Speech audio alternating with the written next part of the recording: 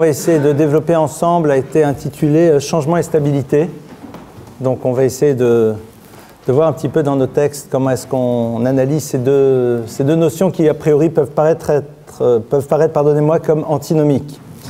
On est toujours dans les parachiotes, dans les textes qui nous parlent du Mishkan. Le Mishkan, c'est donc le sanctuaire, comme on l'avait vu, ce lieu qui est un microcosme, ce lieu qui représente l'univers dans lequel il y a une relation particulière entre l'individu et son créateur. Et dans des cours précédents, on avait vu que ce n'est pas juste un lieu géographique, mais c'est quelque chose que l'on peut construire aussi dans son propre univers.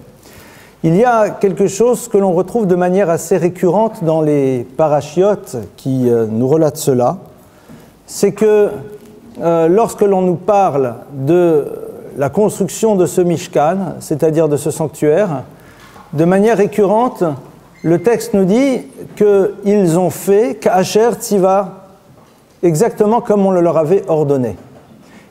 À tel point que l'on va retrouver dans plusieurs endroits de la Torah, lorsque il va y avoir un ordre sur la manière dont on doit faire les choses, et que le texte dit par ailleurs Ka'asher Tziva, qu'il a fait comme on le lui avait ordonné, Rashi nous dit, Melamed, de là nous apprenons que l'Oshina, il n'a rien changé. Alors, c'est a priori extrêmement curieux parce qu'on a ici un ordre divin. L'ordre divin, c'est de faire les choses de telle et telle manière. Elles sont dites de manière extrêmement précise. Et donc, il semblerait normal et évident, surtout dans ce domaine dans lequel on est dans l'univers de la réalisation et pas de l'improvisation, eh bien, on nous a dit, voilà, ça devait se faire de cette manière, on va le faire de la manière dont on nous l'a dit. Au fond, pourquoi on changerait ? Et le texte nous dit, non, Melamed, de là on apprend que c'est un shvar, c'est un compliment. L'Oshina, il n'a pas changé. Mais pourquoi changer ? Aucun intérêt. Dieu a dit, ça doit être fait de cette et cette manière, donc tu le fais comme il te l'a dit. Quel est l'intérêt que tu aurais en plus de changer quoi que ce soit ?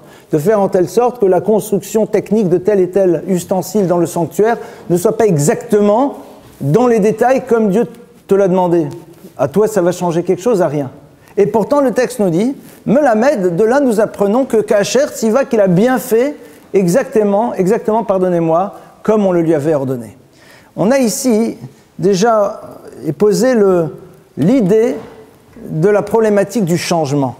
C'est-à-dire que pour la Torah, le fait de se soumettre à un moment à une volonté qui est au-dessus de la nôtre et d'être dans l'accomplissement exact d'une parole qui nous intime à fonctionner de telle et telle manière est dans le principe même pour l'être humain quelque chose d'insupportable. Réussir à un moment à être dans l'acceptation pleine et entière de ce qu'on nous demande de faire est quelque chose qui est au fond extrêmement difficile. Il y a un mérite donc à savoir, dans un certain cadre, ne pas changer. On va parler bien entendu immédiatement du changement nécessaire, mais c'est intéressant de voir que la Torah nous dit, voilà, Ka'asher Tziva Hashem. Mais c'est évident, mais c'est pas si évident que ça. Cette idée-là, on la retrouve au fond dans un texte du Talmud. Le texte du Talmud, vous le connaissez, on l'a déjà une fois évoqué dans un cours, il y a quelque temps, c'est vrai, mais on l'a quand même une fois évoqué ici. Ce texte nous parle de cette discussion fameuse entre Rabbi Yehuda et Antonin. C'est-à-dire Rabbi Yehuda Nassi. Rabbi Yehuda, c'est le compilateur du Talmud, de la Mishnah. Antonin, c'est un empereur. Et il y a donc à un moment une discussion entre les deux. Antonin va poser la question à Rabbi Yehuda. Il va lui dire Yetzer Hara, ce qui pousse l'individu à aller vers l'univers négatif, mais Matai Sholet Ba'adam, à quel moment cette dimension-là s'introduit chez l'humain ? Est-ce que ça s'introduit chez l'humain au moment de sa conception ou au moment de sa naissance ? Et Rabbi Yehuda, donc le maître, lui dit qu'il pense que ça s'introduit dès le moment de la conception. C'est-à-dire que l'enfant déjà dans le ventre de sa mère possède à l'intérieur de lui ce que l'on appelle Yetzer Hara, c'est-à-dire cette force et cette énergie qui le pousse à vouloir gâcher son existence, traduction globale. Et Antonin lui dit « je ne suis pas d'accord ». Quand Antonin a posé la question, il dit « mais moi ça me pose un problème ». Chez Imken Boed Bemeimo Viotse, car si c'était cela, il donnerait des coups de pied dans le ventre de sa mère et il sortirait. Et Rabbi Yehuda lui dit, tu as raison, je me suis trompé, mauvaise réponse. Donc le maître reconnaît, erreur, et lui dit, et j'ai même un verset qui vient étayer ton opinion, et il lui amène un verset, la Petachat Atrovetz, pour dire ce que tu as dit est au fond exact. Alors, qu'est-ce qui se joue dans ce texte ? Rabbi Yehuda dit, mais Matai, à partir de quand ? Antonin lui dit c'est à partir de quand qu'il est là, et lui il lui dit c'est dans le ventre. Il dit c'est pas possible Antonin. Sinon, boet bemeimoviot, c'est pourquoi. Ça veut dire quoi? Il donnerait des coups de pied dans le ventre de sa mère, il sortirait. C'est quoi l'idée? Entre autres, nos maîtres expliquent et disent que l'humain ne peut pas supporter d'avoir face à lui quelque chose qui lui pose une limite. Le fait d'avoir cette barrière du ventre de la mère symbolique est quelque chose qui est insupportable et qui me pousse à vouloir la briser pour pouvoir ne pas me sentir soumis à un cadre au risque de me perdre. Parce qu'au fond, si on revient à l'histoire du nourrisson, au niveau de la symbolique, si le nourrisson, au moment où il prend conscience qu'elle est dans un univers clos, eh bien, veut en sortir, à ce moment-là, c'est une forme de suicide. Eh bien, ce n'est pas grave. Donc on voit qu'il y a en effet, dans ce principe, du changement. Et le changement, c'est tout simplement ne plus être dans le même cadre, soit relationnel, soit dans le même cadre géographique quel qu'il soit. Je suis dans un cadre, ce cadre il est défini soit parce qu'il y a un univers de hiérarchie, on m'a dit de faire certaines choses ou de ne pas en faire d'autres, ou alors il y a des choses qui me laissent l'impression que je suis enfermé. À ce moment-là, en tant qu'être humain, j'ai naturellement envie d'être boète, de donner un coup de pied et de dire « je ne veux pas me soumettre ». La Torah nous dit que ce type de changement est toxique. C'est-à-dire que lorsque l'on parle de changement, il faut d'abord se poser la question, est-ce que mon changement, c'est l'incapacité que j'ai d'être soumis à un cadre ou d'être soumis à une relation, ou alors c'est le désir de transformer quelque chose parce que là où je suis, mon histoire ne peut plus exister. Et cette distinction, elle est fondamentale. Oui, en effet, Kacher Tziva, il y a un univers dans lequel le changement n'a pas sa raison d'être. C'est l'univers dans lequel nous sommes soumis à la parole divine et dans lequel Dieu m'a dit « tu fais comme ça ». Et là, en effet, j'ai profondément envie de changer. J'ai profondément envie, à travers ce changement, de révéler que je ne veux pas être soumis. J'ai profondément envie de révéler mon âme dépendance en montrant que dans le ventre de cette femme dans lequel l'enfant se porte, eh bien, il dit non, je veux aller là où je ne veux pas être dans un cadre. Mais ce qui est très intéressant, c'est que le véritable changement, nous avons beaucoup plus de difficultés à le mettre en place.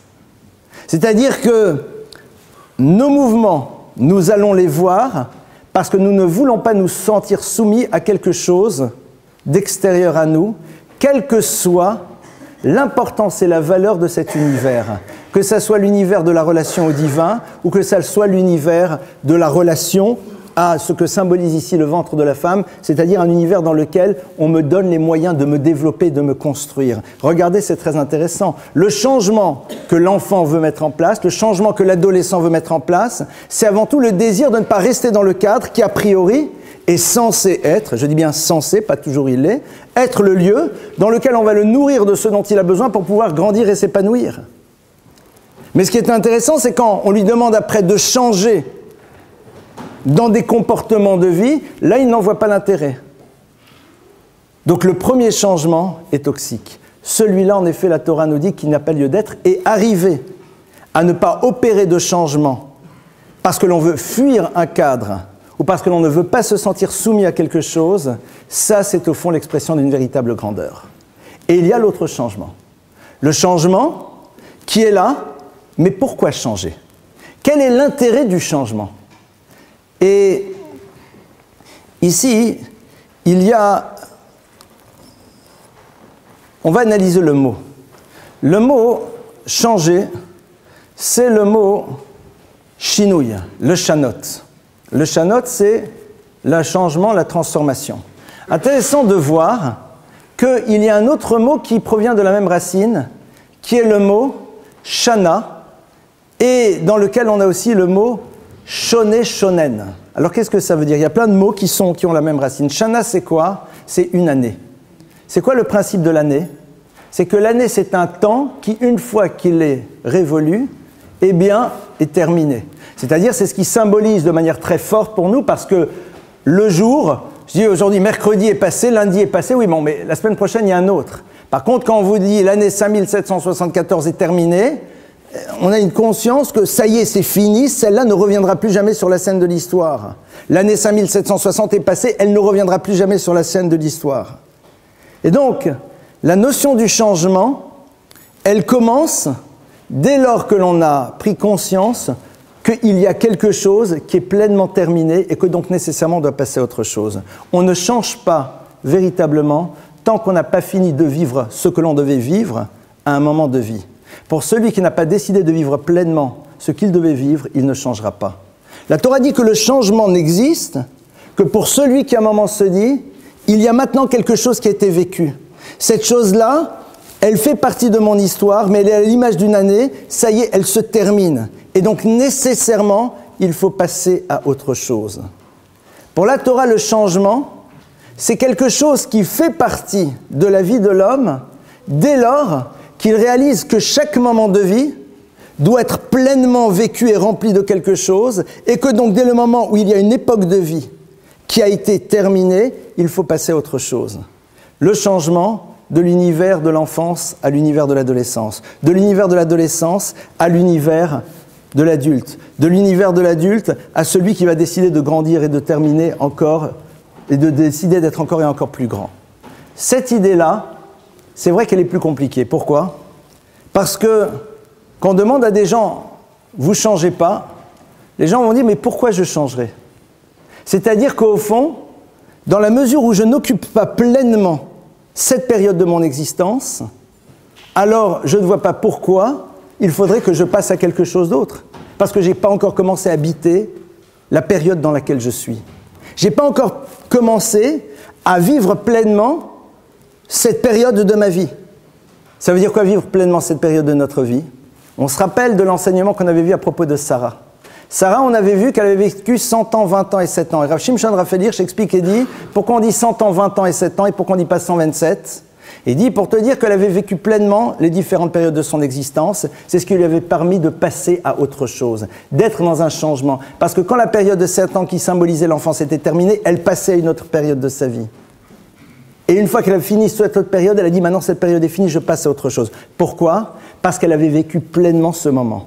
D'où est-ce qu'on l'apprend ? On l'apprend aussi d'Abraham. À propos d'Abraham, on nous dit qu'il était Baba Yamim, qu'il allait dans son existence. C'est-à-dire que ses journées étaient totalement pleines. Il changeait parce qu'il avait fini des étapes de vie. Ce changement-là, c'est évident que pour l'installer, il demande d'abord de ne pas être dans une forme de fuite, mais d'abord se dire est-ce que j'ai pleinement habité ou est-ce que j'habite pleinement cette période de ma vie ? Est-ce que je la fais exister pleinement, avec les potentiels qui sont les miens maintenant, avec le cadre dans lequel je suis, avec la conscience qui est la mienne ? Est-ce que véritablement ? Regardez, je vous donne un exemple très simple. Quelqu'un qui a décidé de vivre une expérience, il l'a vécue. Ça y est mon frère, tu l'as vécue. Next. Pourquoi tu veux la refaire à nouveau ? Pourquoi tu veux la revivre ? À quoi elle sert ? C'est intéressant, tu as appris cette chose, tu la connais. Donc maintenant, apprends autre chose. Et puis un beau jour, tu réaliseras que cette chose que tu as appris, tu la reprends à nouveau parce que tu veux l'approfondir. Donc tu veux changer ton regard sur la manière dont on apprend tel et tel texte. On est dans des formes de répétition parfois constantes, mais ça y est, tu as fini d'explorer ce moment. Tu ne peux pas passer à autre chose. Ça, c'est première réflexion sur c'est quoi l'univers du changement. Alors le problème, c'est que quand on change, on quitte des cadres. Quand on quitte un cadre, nécessairement, on risque d'être déstabilisé. On va essayer de réfléchir, au fond, pour la Torah, c'est quoi l'univers de la stabilité ? C'est quoi l'univers dans lequel on se sent stable ? Le mot stable en hébreu, c'est le terme de keva. Keva, c'est quelque chose qui est posé, qui est fixe, qui est bien.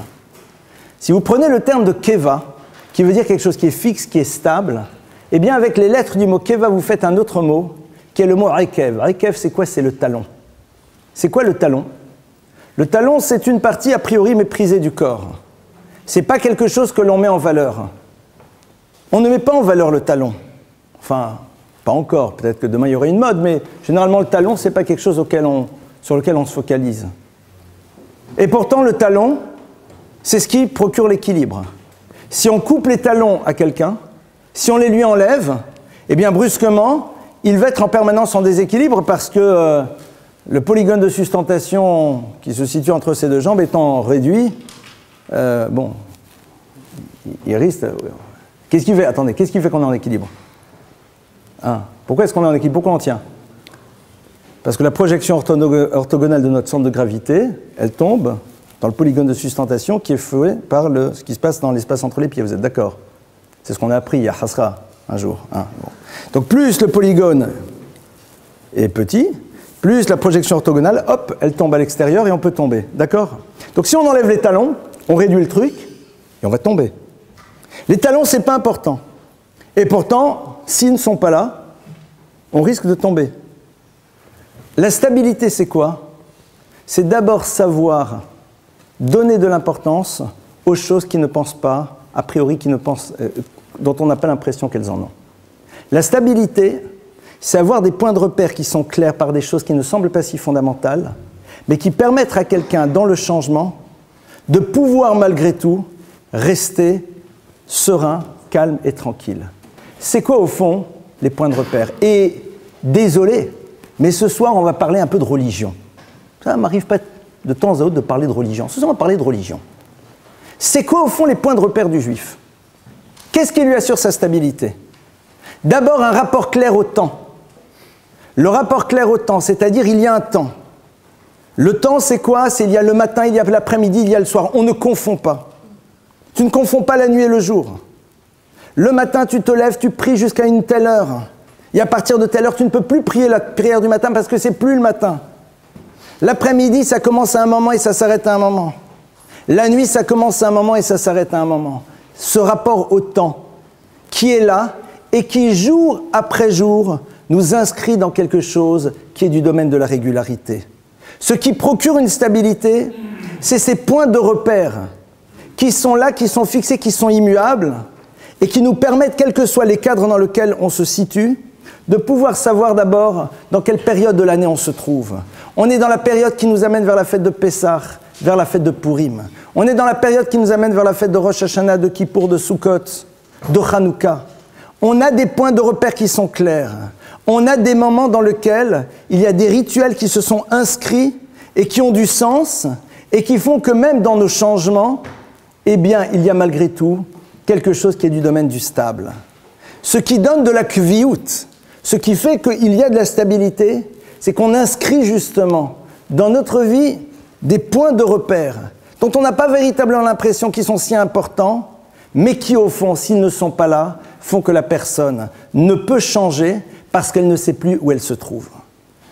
Le changement, pourquoi est-ce qu'on devrait l'opérer? La plupart du temps, vous constaterez que le changement, c'est un constat qui s'impose lorsque nous ne sommes pas là où nous aurions voulu être à travers un moment de vie. Généralement, les gens disent « je vais changer ». Pourquoi? Parce qu'on fait un constat d'eux. Donc ce changement est au fond ce qui nous rappelle en permanence un échec précédent. J'ai changé parce qu'au fond, à un moment, ce que j'étais ne m'a pas amené, pardonnez-moi, là où je voulais. Ce changement-là, il est extrêmement difficile à vivre. Pourquoi est-ce qu'on n'a pas toujours envie de le faire? Parce qu'il va être un rappel permanent d'un échec par rapport à notre passé. Et on n'a pas envie, dans le regard que l'on porte aujourd'hui sur ce que nous sommes en tant qu'êtres changés, de se rappeler de ce qui s'est passé auparavant. Alors là-dessus, les Chachamim nous ouvrent une porte qui est extraordinaire. La Gemara nous dit « Haoset tshuva me'ava » Zechuyot nasinlo, zdonot nasinlo kisruyot. Celui qui décide de changer et de retourner à quelque chose, à un autre regard sur l'existence. Mais ahava, par amour, c'est-à-dire parce qu'il a envie tout simplement de donner du sens à sa vie. Alors, les éléments qui l'ont amené à changer, c'est-à-dire des éléments peut-être négatifs de son histoire, deviennent pour lui des mérites. Qu'est-ce que ça veut dire? Parce que son passé fait partie du processus qui l'a amené à être ce qu'il devient aujourd'hui. Et donc ce changement-là, on peut l'opérer dans la mesure où on accepte qu'il n'est pas le retour vers un passé dans lequel il y a eu échec, mais que l'on voit dans notre passé quelque chose qui a été le support de ce que nous avons réussi à devenir aujourd'hui. En mitpalelim al shavar, on ne prie jamais sur le passé. Prier sur le passé, c'est se dire si j'avais été ci, si j'avais été ça. Si j'avais pris conscience à ce moment-là, si j'avais fait ceci, si j'avais fait cela. Et cette prise de conscience qui passe à travers ce genre de mots est insupportable. Si on m'avait dit, si je n'avais pas fait tel choix, si je n'avais pas fait telle chose, alors oui, maintenant je me rends compte, donc il faut que je change. Mais c'est lourd, c'est pas épanouissant, c'est déstabilisant. On ne se sent pas en phase, on ne se sent pas heureux. Chachamim nous disent pas du tout. En mitpalelim al shavar, tu ne pries jamais sur ton passé, ça ne sert à rien. Donc qu'est-ce qui fait qu'aujourd'hui tu opères un changement? C'est parce que tout simplement ton passé t'a amené à prendre conscience d'un certain nombre de choses. Donc ton passé est quelque chose de positif. Parce qu'il est celui qui t'a permis d'accéder à ce que tu deviens aujourd'hui. Ah mais si, je serais peut-être arrivé autrement et plus vite et plus rapidement, en mitpalelim. Sur ça, je t'interdis de regarder. Sur ça, tu n'as pas à prier, c'est-à-dire, tu n'as pas au fond à refaire l'histoire. Tu as décidé que l'histoire que tu es en train de mettre en place aujourd'hui, c'est le fruit d'une autre histoire qui, parce qu'elle s'est passée d'une telle et telle manière, t'a amené aujourd'hui à vouloir t'inscrire dans une autre perspective. Et donc ce changement n'est pas déstabilisant parce qu'il ne te renvoie pas un sentiment d'échec, parce que pour la Torah, le sentiment d'échec ne peut pas faire partie de ta vie. Ta vie, elle est ce qu'elle a été. Tu as le droit de décider aujourd'hui d'utiliser cette expérience de ton passé, ce constat que tu as fait par rapport à des événements que tu as vécus, comme point de départ pour t'inscrire dans une nouvelle perspective.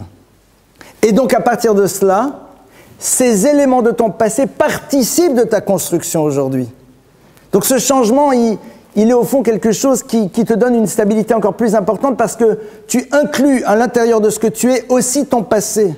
Ton passé n'est pas quelque chose que tu dois mettre de côté, il est un élément qui t'a permis aujourd'hui d'être ce que tu as décidé de devenir. Et la stabilité donc, elle est, j'ai presque envie de dire, concomitante avec un changement qui s'opère de cette manière. Maintenant, en effet, il y a des changements qui sont extrêmement toxiques. Pourquoi? Parce que ce ne sont pas des changements, ce sont des fuites.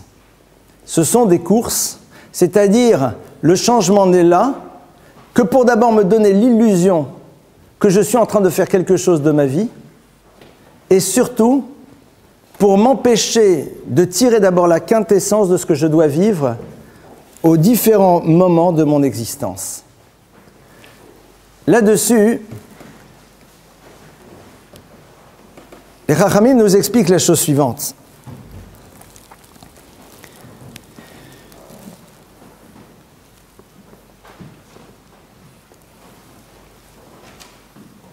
Lorsque dans la Torah, on s'est retrouvé confronté à un moment au problème de l'entrée vers la terre d'Israël, le peuple juif dans le désert va avoir une attitude très curieuse. Il va dire, non, on ne veut pas y aller, on est très bien là où on est. On ne veut pas y aller, on est très bien où on est. Pourquoi? Parce que le désert, au fond, c'était sympathique. Il y avait la manne, vous savez, cette nourriture céleste, c'était sympa. Israël, c'était quand même la terre où il fallait construire une économie, une politique, plein de choses. Non, on est bien là. On ne veut pas y aller. Donc au fond, pourquoi changer? On est bien. Hein. Alors que le désert, non, ça y est, c'est terminé. C'est une étape. Vous avez tiré tout ce que vous devez prendre de cette étape, on passe à autre chose. Dieu dit, c'est très bien, vous voulez rester, vous restez, mais vous mourrez dans le désert. Alors là, non, ça ne va plus du tout. Et à ce moment-là, qu'est-ce qui se passe? Le texte nous dit, va yarafil ou la lotar. À ce moment-là, le lendemain matin, vous avez toute une équipe qui se lève et qui disent, non, t'as raison, on y va, on n'a pas peur, go, on va vers Israël. Et cet épisode que la Torah nous relate est très peu connu. D'ailleurs, les gens ils passent dessus, mais ils ne s'en rendent pas compte. Cet épisode que l'on appelle celui des Mahafilim, ce sont ceux qui ont dit, c'est vrai, tu as raison, on ne doit plus rester dans le désert, et donc on va aller vers la terre d'Israël, on s'est trompé, on regrette, go, on y va. Et Moshe leur dit, non, terminé. Vous n'allez pas y aller maintenant. Et si vous y allez, ça va mal se passer. Résultat des courses, malheureusement, ils y vont, et c'est un carnage. Il n'y a personne qui arrive à destination. La population d'Israël de l'époque les réduit en miettes. Personne n'y accède. Qu'est-ce qui s'est passé? Pourtant, là, on va dire, c'est génial. On leur a dit quelque chose, ils ont réfléchi, ils ont dit, ou alors on y va. En vérité, qu'est-ce qui se passe dans la tête des Mahafilim? Si on réfléchit un instant.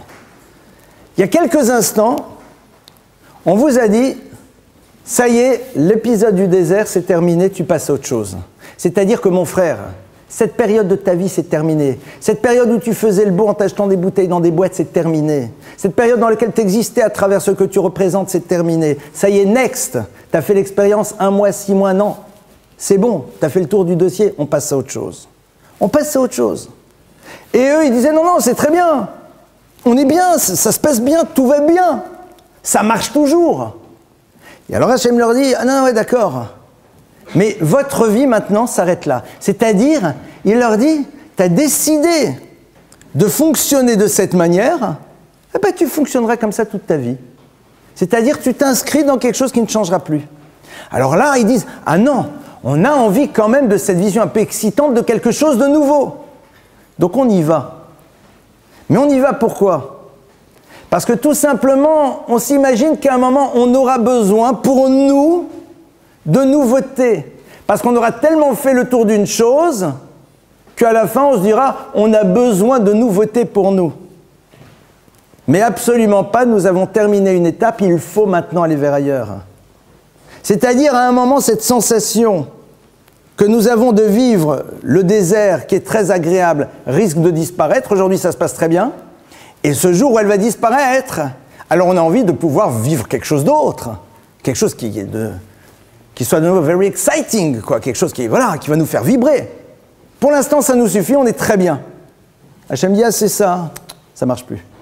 C'est-à-dire qu'à un moment, quelqu'un qui dans sa vie a décidé que le changement n'existerait, que le jour où son univers lui paraîtrait terne, que le jour où en effet l'univers dans lequel il est au quotidien ne l'exciterait plus, ne lui apporterait plus de vibrations, alors il dit ce changement c'est quoi? C'est une course vers une nouvelle expérience de vibration. Ça c'est quelque chose qui t'amène vers la mort, c'est-à-dire c'est quelque chose qui ne construit pas une existence.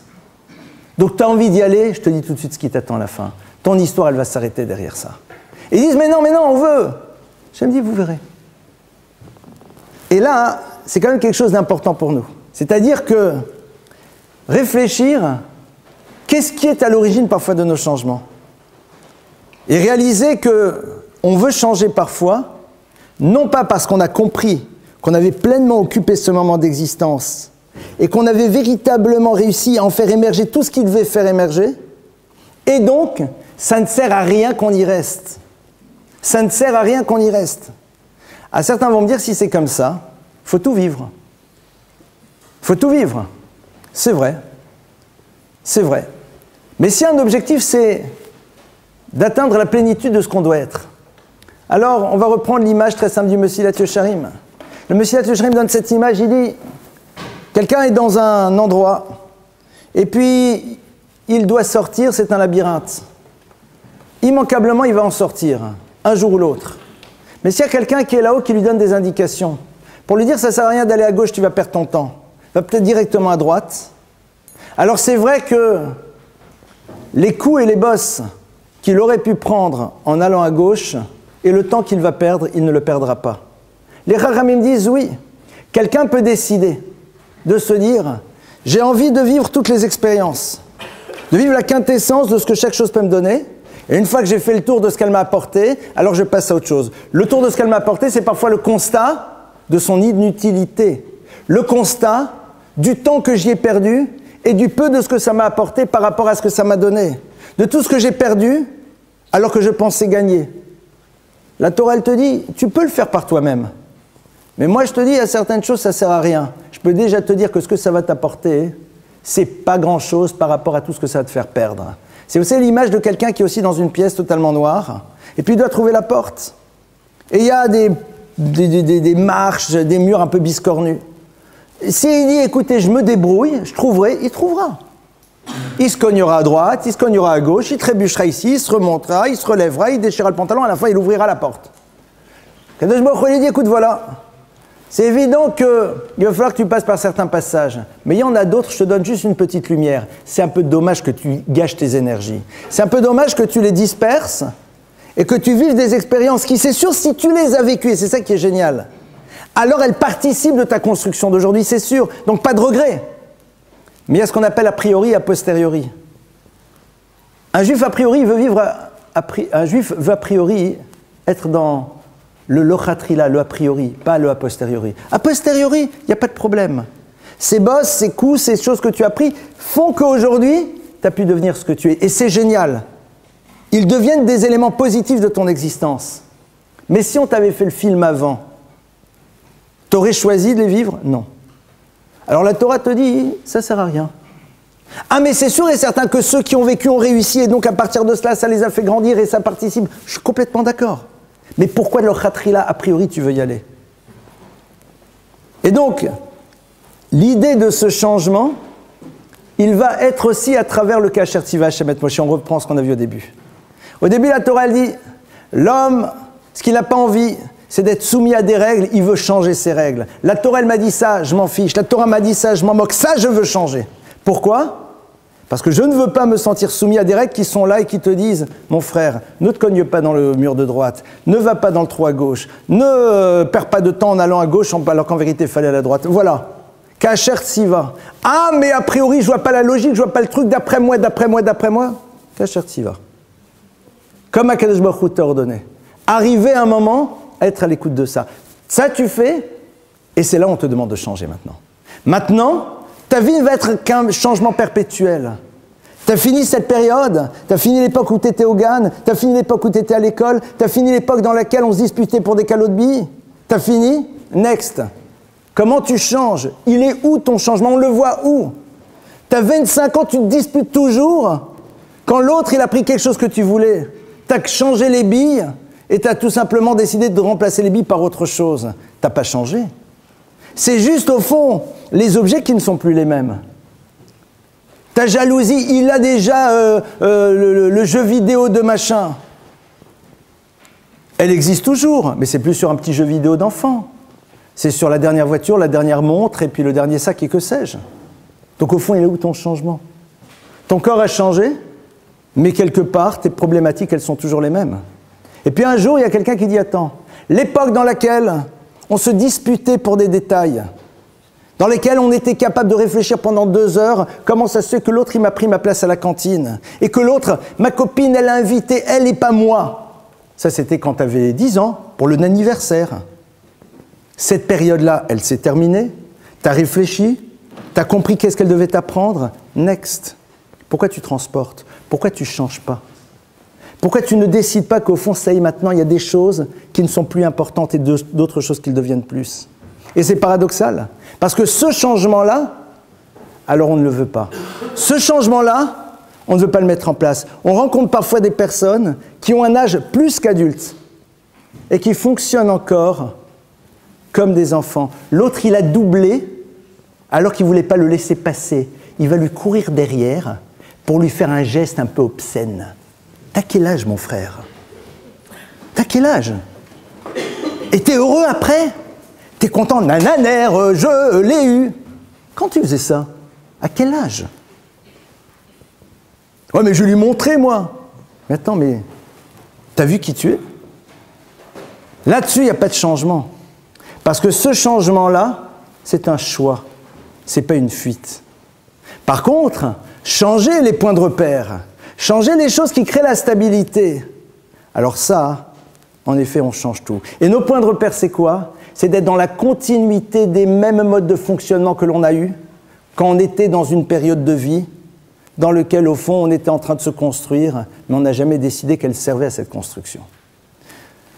La Torah, donc, c'est évident, c'est un changement permanent qu'elle nous propose. Pourquoi? Parce que chaque jour de notre vie, l'état de conscience que nous avons dans la perception du monde et des choses et des individus n'est plus le même. Notre conscience est affinée, notre perception n'est plus la même. Notre manière de savoir poser un regard sur les choses a changé. Nous savons plus relativiser aujourd'hui que hier. Pourquoi? Parce qu'il y a une chose que l'on a appris de plus qui fait que l'on porte un autre regard sur les choses. Et donc au bout d'un moment, on fait le constat du changement. Vous savez, il n'y a rien de plus dramatique que de retrouver un jour dans sa vie des personnes que l'on a connues il y a 20 ans et de voir qu'en dehors de quelques poils blancs éventuellement ou alors d'une surcharge pondérale, eh bien, elles fonctionnent toujours de la même manière. Les blagues sont du même principe. Les regards sont toujours sur les mêmes choses. Mais quand tu as changé, oui, tu as changé de voiture, tu as changé d'appartement, tu as changé de sac, c'est vrai.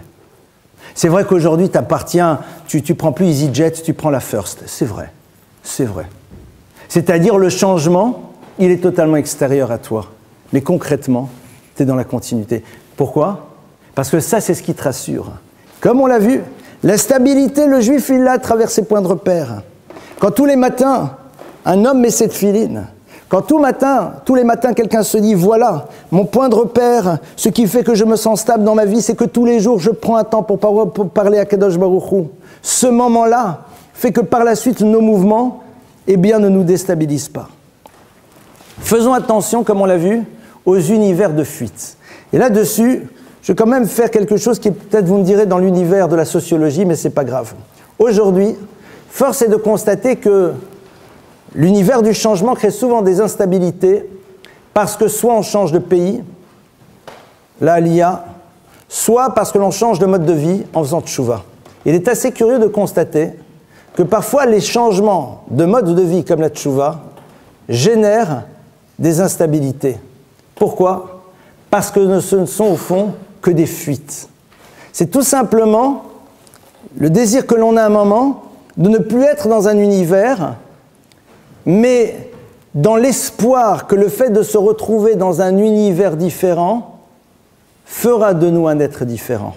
Dans l'espoir que le cadre nouveau dans lequel on s'est inscrit crée chez nous cette stabilité, cette tranquillité, cette sérénité, cette harmonie que l'on recherche. Et donc, on ne peut être que forcément déçu.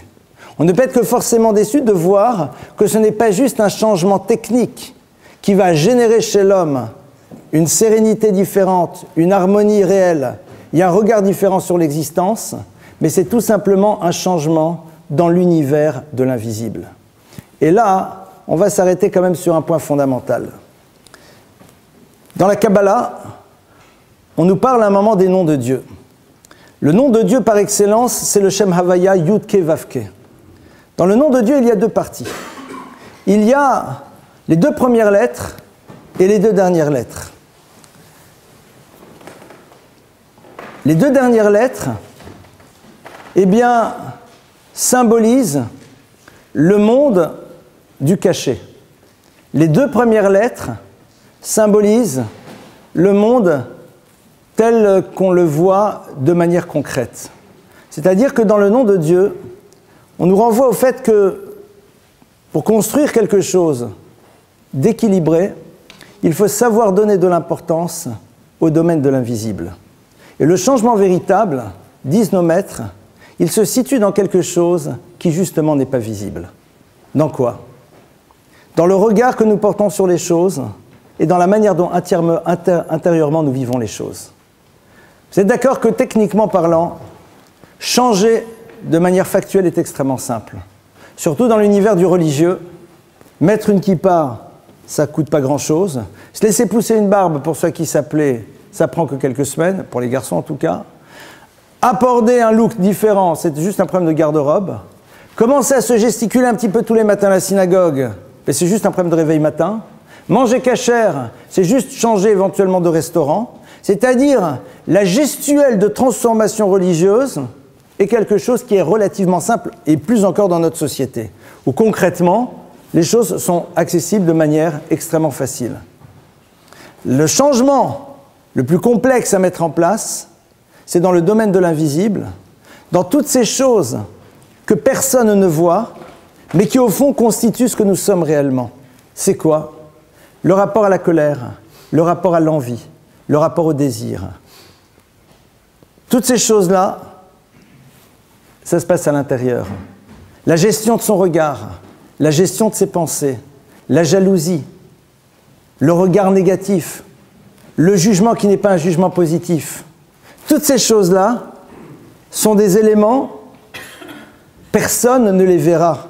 C'est des choses qui, en vérité, se situent à l'intérieur de nous-mêmes. Ce changement-là est sans doute celui qui est le plus difficile à mettre en place dans la vie de quelqu'un. Pourquoi? Parce que tout simplement, il n'a pas les applaudissements des autres qui lui permettent d'être dans la continuité de ce changement. Lorsque j'opère un changement et que son changement est visible, alors qu'est-ce qui m'aide? Eh bien, c'est que les autres vont m'applaudir. C'est que les autres vont me dire, c'est super, tu fais ceci, tu fais cela, bravo, c'est génial. Par contre, lorsque j'opère un changement intérieur, les effets de cette transformation prennent du temps à être visibles.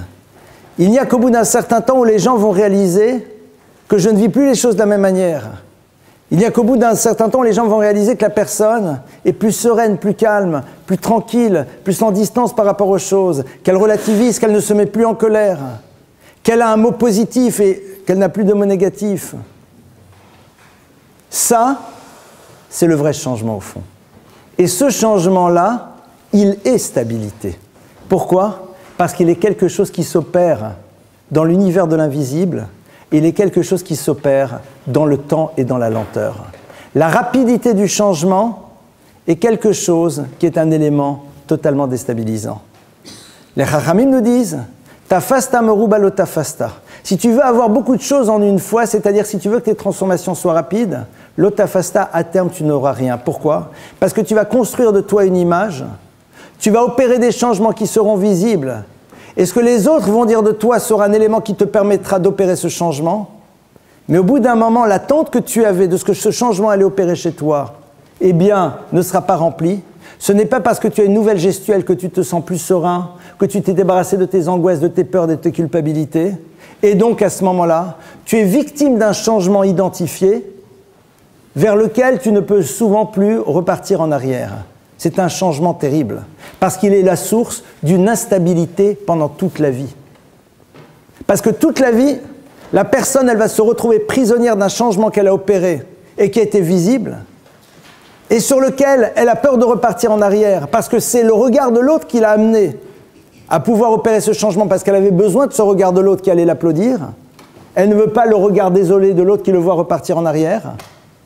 Mais quelque part, ce changement technique ne lui a pas apporté ce dont elle avait besoin. Donc c'est quelque chose qui est source de déstabilisation.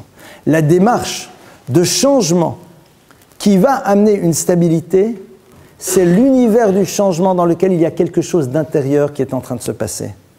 Et c'est ça, au fond, qui va créer chez l'individu le sentiment de bien-être lié à ce que ce changement opère.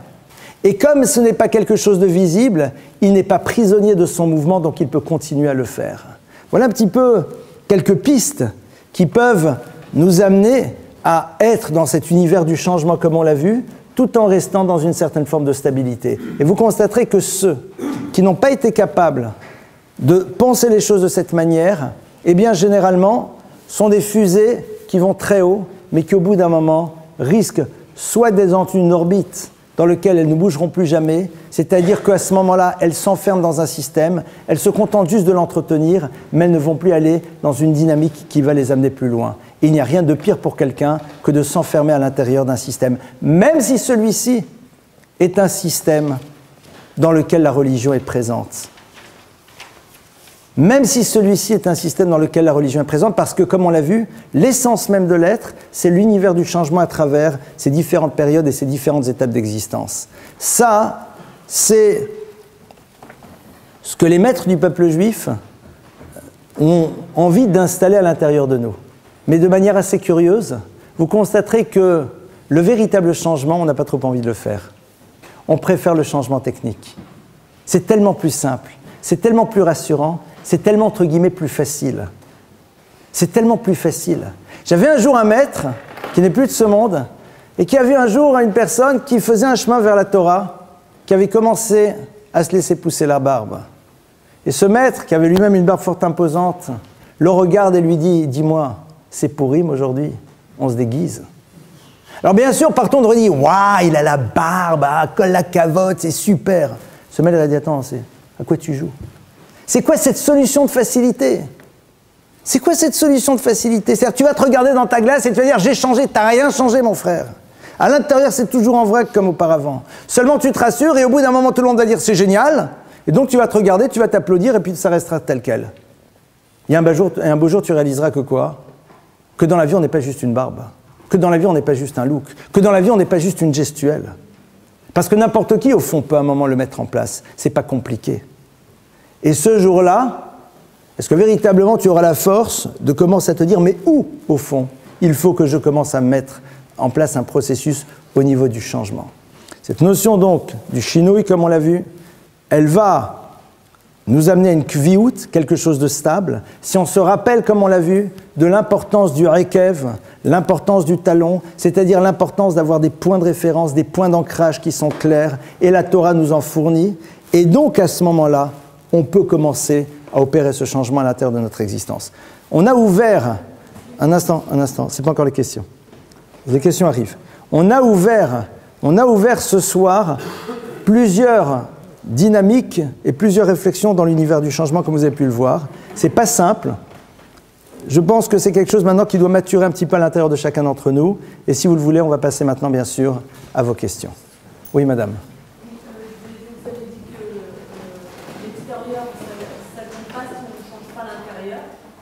Mais comme la Chassidut le dit bien, torche et l'olishma, pas l'ishma. Alors.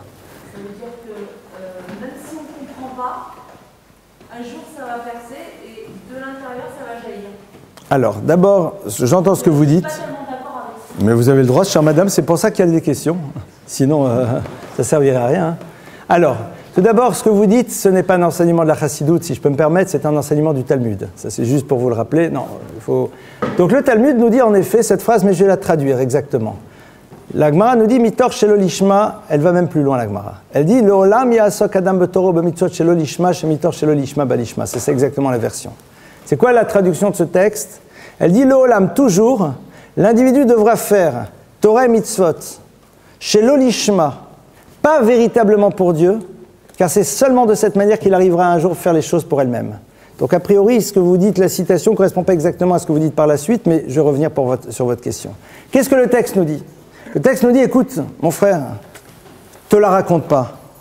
Tous tes mouvements prennent leur origine dans un intérêt personnel. L'intérêt personnel n'est pas nécessairement quelque chose de bas de gamme. Quelqu'un qui est à un moment confronté à une question existentielle va opérer à un moment une réflexion qui peut l'amener à un changement. On te dit, sois suffisamment lucide pour réaliser que de manière générale, tous les mouvements sont d'abord opérés par une situation de vie, par quelque chose qui t'oblige à réfléchir. Mais un jour, tu en viendras à faire les choses pour Dieu en tant que tel. Ça, c'est la citation que vous avez donnée. Maintenant, vous m'avez posé une autre question. Vous m'avez dit, la Chassidoute enseigne qu'à travers l'acte que l'individu va faire, même si cet acte est complètement extérieur à lui, un jour va générer quelque chose de positif. Alors, si vous lisez la Chassidoute, on va la lire complètement. La Chassidoute dit la chose suivante. Elle dit que quand quelqu'un commence à faire un acte, il faut savoir que que les actes peuvent à un moment transformer les cœurs. Seulement, ce qui est curieux de constater, c'est que le texte nous le dit, et concrètement, on voit que ce n'est pas ce qui se passe. Donc, on a deux options. Soit on considère que les gens n'agissent pas, soit on considère que les gens n'agissent pas, soit on considère que ce texte est inexact. Alors, le problème, c'est qu'à un moment, il va bien falloir régler le problème. Acharei apolot nimshachim alvavot exige une condition. Et cette condition-là, on l'oublie. C'est qu'au moment où je commence à agir, j'ai un désir profond que l'acte que je vais faire soit un acte qui m'amène à me transformer à l'intérieur. Et si ce désir n'existe pas, alors l'acte que je fais est appelé par les mêmes maîtres de la Chassidoute un acte d'idolâtrie. Pourquoi? Je ne vais pas vous citer maintenant toutes les références. Les maîtres difformés de la Chassidoute. Pourquoi? Pourquoi c'est un acte d'idolâtrie? C'est un acte d'idolâtrie. Un instant. Madame, il n'y a pas que le Tanya qui a enseigné la Chassidoute, je vous rassure tout de suite. Non, ce n'est pas dans le Tanya. Alors, c'est même un verset. Si vous voulez, je vais même vous dire c'est un verset. C'est un verset, mais je vais me le citer en version originale si vous le voulez. À un moment, le texte nous dit la chose suivante. Dieu s'adresse au peuple juif et leur dit « Moedechem sana nafshi alu alay le Torah ».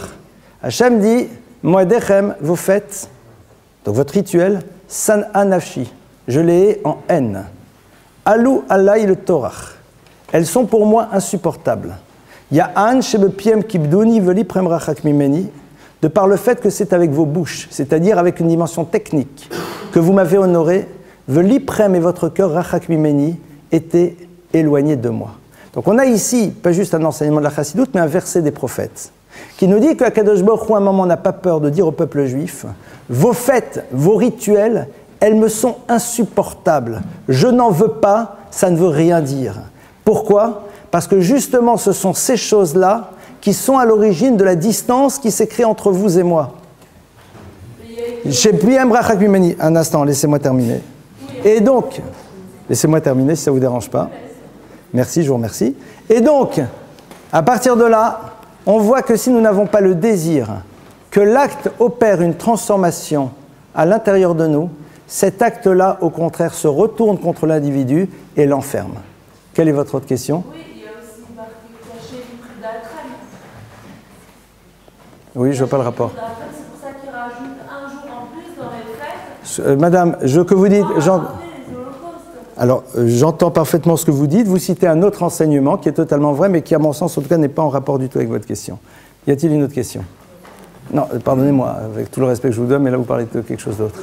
La question que je me pose, quand vous parlez de déstabilisation, est-ce que ce n'est pas le mot recherche d'équilibre qu'on doit... Le mot stabilité m'embête un petit peu, on dirait qu'il est mal traduit. Le changement, ça serait une modification de ses repères, mais il ne faut pas que ces repères nous égarent. En fait, ce n'est pas toujours le mot équilibre qui est toujours à la recherche. On va toujours être à la recherche de l'équilibre. C'est ce qui nous permet de rester stable. On peut changer, c'est essentiel, mais si on reste dans l'équilibre.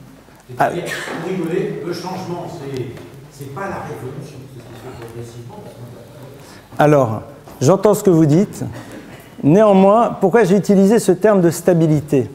C'est quoi le principe de la stabilité? Alors, pour les déjà parents dans la salle et les futurs parents, je vais vous donner un petit truc symbolique qui va nous permettre de comprendre que justement, le problème, ce n'est pas l'équilibre, c'est la stabilité. Je ne sais pas si vous connaissez ces jeux d'enfants qui sont, je ne me rappelle plus comment ça s'appelle, c'est une sorte de poupée dont la base est ronde, d'accord? Et puis, qu'est-ce qui se passe? On peut les pousser et systématiquement, elles se remettent droites. Pourquoi? Parce que tout simplement, la base est extrêmement lourde et donc, quels que soient les mouvements, eh bien, ça revient toujours à son point d'origine. La stabilité, c'est ça. La stabilité, c'est avoir une base solide, construite à l'intérieur, qui va faire que quels que soient les mouvements, et c'est là où en effet, parce que quand on parle d'équilibre, la personne va dire « je veux rester dans mon équilibre, donc je ne vais pas trop aller ici, donc je ne vais pas trop aller là, donc je me protège, parce que vous comprenez, ça va me déséquilibrer. » C'est ce que j'appellerais les hypocondriaques de leur confort psychique. Je vais être en permanence en équilibre, me sentir en équilibre. Non. Tu dois créer une base stable. Et en effet, quand tu vas opérer certains mouvements, tac, ça va bouger un petit peu. Mais la base est suffisamment stable pour que même si à un moment ça bouge, tu te recentres et tu reviens à ton point d'origine et tu sais où tu en es. Alors que l'équilibre, paradoxalement, lorsqu'on recherche en permanence l'équilibre, eh bien, il y a une forme de protection qui peut se mettre en place parce qu'on a peur de ce qui, à un moment, va nous créer une forme de perte de repère et on va se sentir un petit peu comme ça. Et on va se dire, mais que se passe-t-il? Et donc, on dit, non, je ne bouge plus. Je ne bouge plus pour justement, je veux rester dans cet équilibre. Alors que le déséquilibre fait partie de la vie. Ce qui est intéressant, c'est de savoir si la base, elle est stable. Et c'est d'ailleurs quelque chose qui est fondamental. Ce qui est important, c'est comme on l'a vu, de savoir, est-ce que je suis dans une période et je sais qu'à un moment, il y a une seconde période? Est-ce que je sais que d'abord, je dois vivre pleinement ces moments-là et puis après, je passe à autre chose? Ah, pendant ce moment-là, brusquement, les choses, elles bougent, mais je sais au plus profond de moi-même qu'à un moment, il faut passer à autre chose. C'est ce qui m'apporte cette stabilité et qui fait qu'on ne s'écroule pas par terre. Si je ne sais pas que je dois passer un moment à autre chose, alors ce mouvement-là peut nous laisser à terre et une fois qu'on est à terre, pour nous relever, c'est un peu compliqué. Autre question? Oui.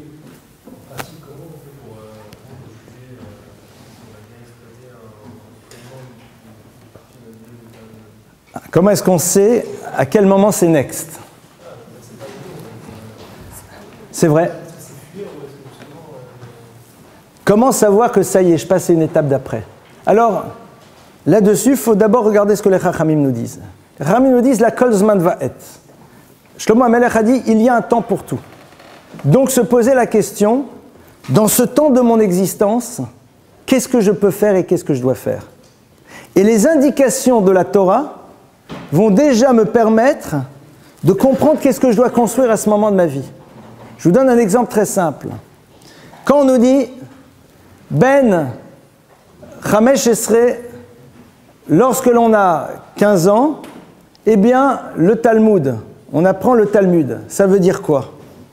Ça veut dire quoi? On te dit, il faut apprendre le Talmud à 15 ans. C'est quoi l'univers du Talmud?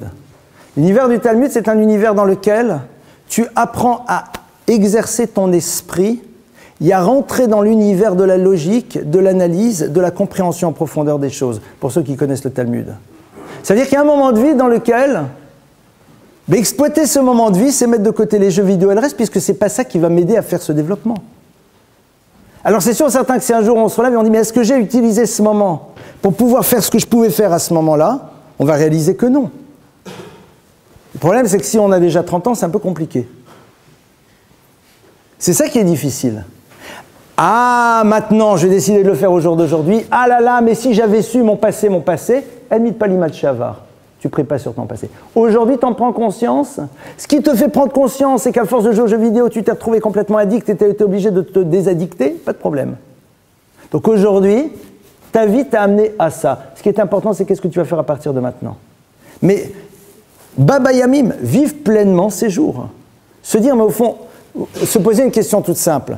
Par exemple, il y a quelques personnes quand même ici qui sont encore célibataires. Le célibat se caractérise par une chose au moins. C'est la disposition de temps. On dispose de temps. Quand je dispose de temps, c'est pour faire quoi? Question. Qu'est-ce que je fais quand je dispose de temps? Et là, prenons le temps de se poser, de réfléchir.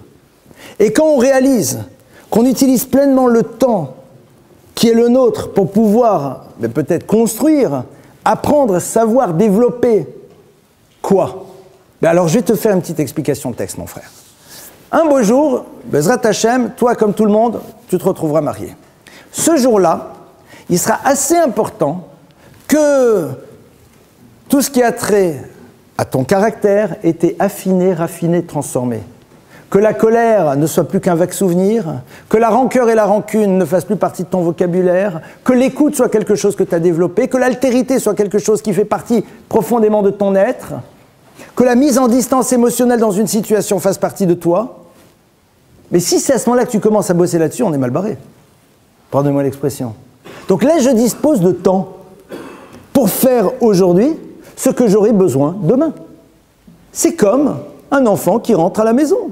Demain, tu auras une interro. Aujourd'hui, tu disposes de temps pour préparer l'interro. Parce que demain, tu sais que tu as une interro. Demain, la vie va te proposer une interro. Demain, ton couple va te proposer une interro. Où tu en es dans le rapport à tes midotes. Ah, j'ai l'interro aujourd'hui, j'ai commencé à la préparer. Et mon frère, c'est un peu compliqué. Pourquoi tu ne l'as pas préparé hier? Mais pourquoi j'aurais dû le faire? Mais parce que hier, qu'est-ce qui aurait pu me dire que je devais la préparer hier?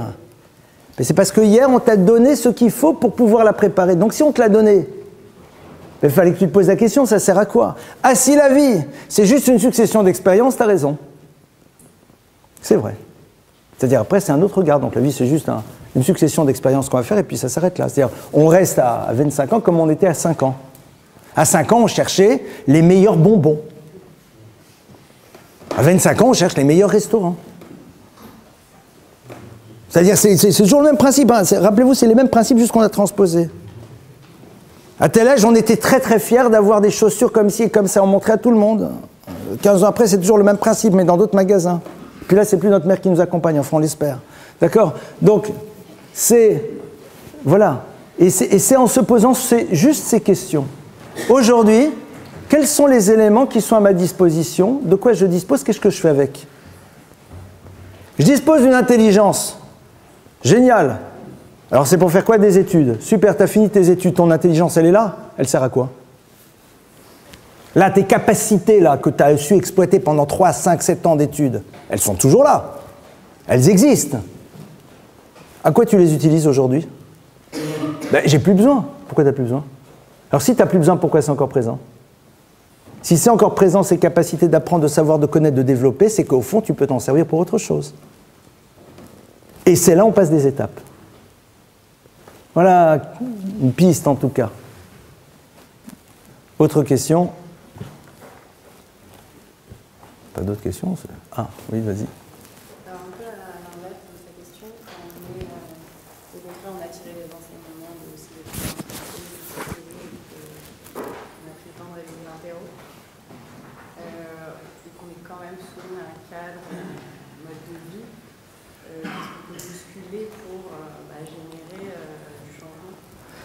Alors, quand on est soumis à un cadre, à un mode de vie, qu'est-ce qu'on fait pour générer du changement, même si on a décidé que ce changement pouvait être là? Ben, la première chose, c'est de savoir qu'on n'est pas là pour faire plaisir aux autres. La seconde, c'est de se rappeler d'un principe fondamental. Ce principe, c'est que pas tout le monde n'aura le mérite de t'aimer. Dans la vie, rappelez-vous, pas tout le monde aura le mérite de vous aimer. C'est-à-dire que si les autres ne t'aiment pas parce que tout simplement à travers ton changement, tu leur montres qu'eux veulent rester sans arrêt scotchés dans leur univers, ben c'est leur problème. Tant pis pour eux. Pas tant pis pour toi, tant pis pour eux. Tant pis pour eux. Et c'est vrai que, ne serait-ce qu'avec ces deux idées, on peut pas mal bouger. Pas tout le monde n'aura le mérite de m'aimer. C'est-à-dire qu'à un moment, c'est réussir à ne pas avoir peur de déstabiliser les univers dans lesquels on se trouve, parce qu'à travers notre changement, on les renvoie parfois à leur difficulté à eux d'opérer leur propre changement. À travers le fait qu'à un moment, on dise « ça y est, next, je passe à autre chose », on les renvoie au fait qu'ils ont besoin de ce confort lié à un cadre qui les rassure et qui n'ont qu'envie qu'entretenir. C'est comme, on reva cette année de nouveau à Eilat, quoi. Mais ça veut dire quoi? C'est pas que tu dois chaque année partir ailleurs. Mais Bichal, pose-toi la question, au fait, pourquoi j'irai en vacances cette année? Pourquoi je ne me prendrais pas le temps de rester dans le cadre dans lequel je suis et de reprendre le temps de découvrir les gens qui sont dans mon univers sans être pollué par tous les amis qui sont dans tous les sens? Ça pourrait être pas mal. Parce que le but, c'est quoi? C'est d'avoir le temps de se retrouver, mais je vais dans des univers dans lesquels, justement, j'ai découvert au fur et à mesure qu'on a tellement peu de temps pour se découvrir qu'au fond, ça ne sert à rien. On a décidé de ne pas aller en vacances cette année parce que ça ne sert à rien.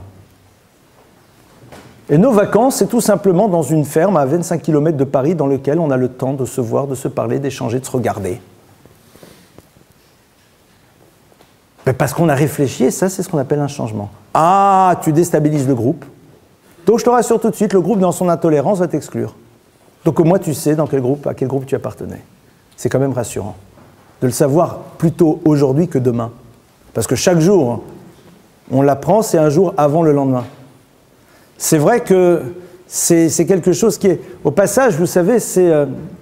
le problème, il existe dans tous les systèmes, hein. Dans les systèmes religieux, pas religieux et tout, c'est-à-dire cette peur du changement est quelque chose qui est extrêmement anxiogène. C'est très anxiogène parce que s'il bouge, pourquoi je ne bouge pas? Et donc on a besoin de se dire, voilà, on se rattache au... Tu sais, c'est le fameux truc, c'est la coutume, on n'a jamais fait autrement. C'est très, voilà, une forme de stress comme ça. On n'a pas fait comme la coutume, et alors? Ça va? Pas grave, hein? Il ne s'est rien passé. C'est assez curieux de voir que les personnes qui ont très peur des changements aiment bien les coutumes. Hein, c'est leur point de repère, là. Voilà, ça. Mais qui les fige, qui les bloque. Ça, c'est... Après, je vous disais qu'il aimait tous les juifs, sauf un, celui qui était rassasié. C'est-à-dire celui qui se sent bien comme il est, quoi. Il se sent bien comme il est. C'est un nom en hébreu, ça s'appelle des guittéries dans Yiddish, des bons juifs. Bons juifs. Mais ton mouvement, il est où? Ça, c'est maintenant s'extraire de cette difficulté de faire le constat qu'au fond, les autres ne sont prêts à nous aimer que si on reste ce qu'ils attendent que l'on soit, c'est pas simple. Parce que ça nous met face à de réelles désillusions. C'est pas grave, c'est comme ça qu'on construit.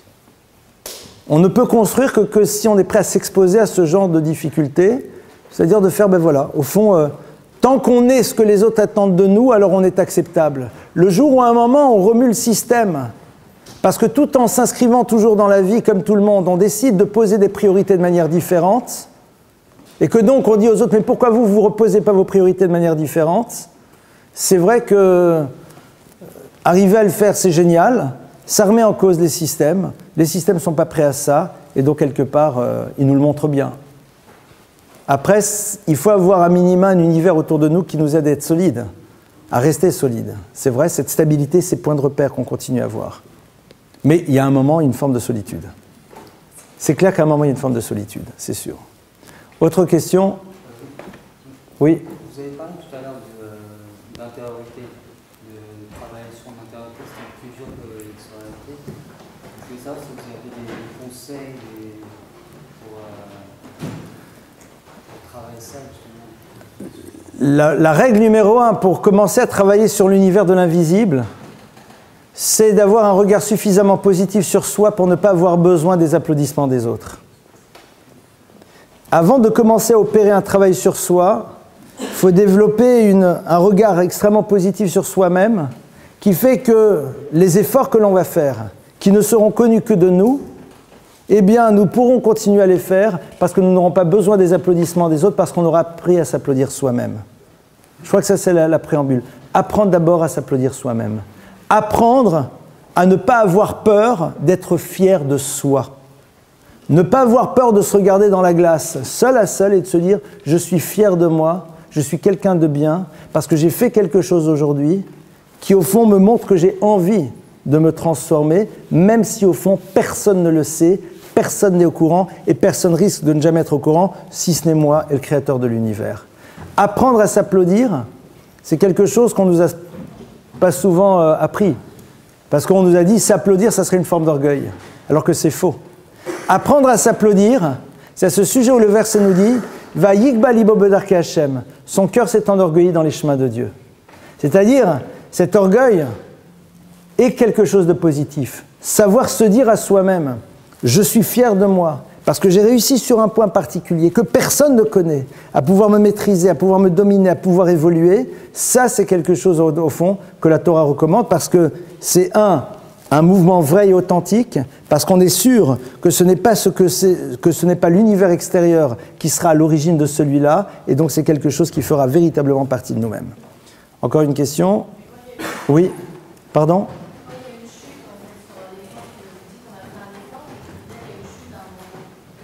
Alors, quand il y a une chute, alors la chute en vérité, le texte nous en parle. Le texte nous dit « Sheva pamim tzadik yipol vekam ». 7 fois le juste tombe, vekam, mais il se relève. Pourquoi on nous dit 7 fois le juste tombe et se relève? C'est que la problématique de la chute, elle n'est pas très compliquée. On sait très bien qu'on n'est pas des anges. Par contre, ce qui est beaucoup plus difficile dans la chute, c'est la récurrence. 7 fois le tzadik tombe, c'est pas la chute au fond qui nous angoisse. On sait très bien qu'on est des êtres humains, on a des moments de haut, de bas, et on ne peut pas être sans arrêt là où on voudrait être. Mais ce qui est dramatique, c'est quand on se voit de manière récurrente, retomber dans la même erreur. Et c'est là où, en effet, le tzaddik aussi peut tomber de manière récurrente dans la même problématique, vekam. Mais lui voit chaque fois, à l'intérieur de sa chute, quelque chose qui va lui permettre de se relever à nouveau. Et c'est, au fond, l'énergie qu'il utilise pour se relever qui est un élément qui le construit.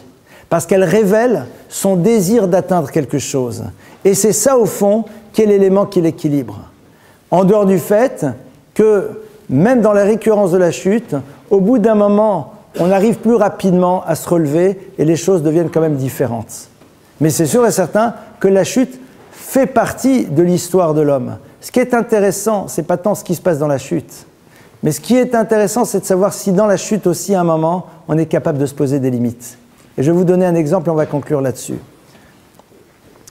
savez que le peuple d'Israël est sorti d'Égypte, on dit qu'ils étaient arrivés au 49e degré d'impureté. Et on nous dit s'ils étaient arrivés au 50e degré d'impureté, ils ne pouvaient pas sortir. Question, y a-t-il une chose qui est impossible pour Dieu?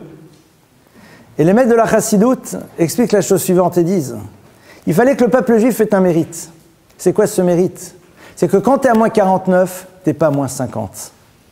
Et ça, c'est extraordinaire.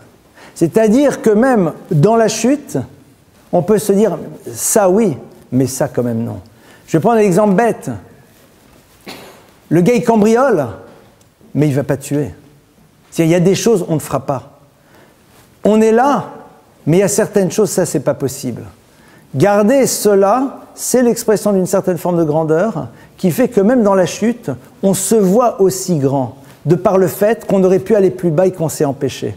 Ah, pourtant, on est en bas. On n'est pas là où on aurait dû être. Mais là où on est, on aurait pu aller encore plus bas. Alors pourquoi on a décidé de ne pas être plus bas? C'est parce qu'à un moment on s'est dit il y a des choses, c'est pas dans le domaine du possible. Ça, c'est aussi l'expression d'une grandeur. Donc même au moment de l'échec, on peut avoir un regard valorisant sur nous, de par le fait que dans ces moments-là, on n'a pas été jusque-là où on aurait pu être. Imaginez un exemple très simple. Quelqu'un vient vous dire l'autre personne m'a énervé, je l'ai crié dessus, je l'ai insulté. Tu l'as frappé? Non. Bravo. Comment bravo? Parce que quand on commence à crier, insulter, on sait très bien que derrière, il peut y avoir une main qui se lève. Le fait que tu t'es dit « ça, je fais pas », c'est l'expression d'une certaine forme de grandeur. Maintenant, ce qui s'est passé en amont, c'est une erreur. Ce qui s'est passé en amont est insupportable. Ce qui s'est passé en amont n'a pas lieu d'être. Parce que sinon, on va se retrouver avec le bonhomme qui va dire, ou la femme qui va dire, ça existe dans les deux chances, je t'ai quand même pas frappé, hein. Mais il faut être capable de se dire à soi-même, quand on se regarde, et quand on se dit, mais c'est moi qui ai parlé de cette manière, mais c'est moi qui ai réagi de cette manière, mais c'est honteux. C'est vrai. Mais malgré tout se dire, mais à un moment, j'avais qu'une envie, c'est de... Et je me suis contenu. Mais je reste quand même encore quelqu'un de bien. Parce que j'ai trouvé les énergies pour ne pas passer à l'étape suivante. Et ça prouve qu'on peut aussi opérer un changement parce qu'avant, peut-être, on ne l'aurait pas fait. Et maintenant, on est capable de le faire. Voilà. Très bien, on va se quitter là.